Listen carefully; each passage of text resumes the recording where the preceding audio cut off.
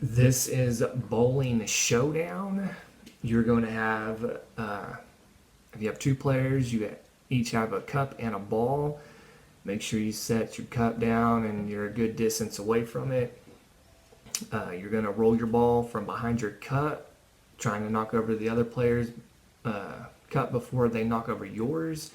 Whoever knocks it over first wins. If it's just a single person playing, then set your cup down.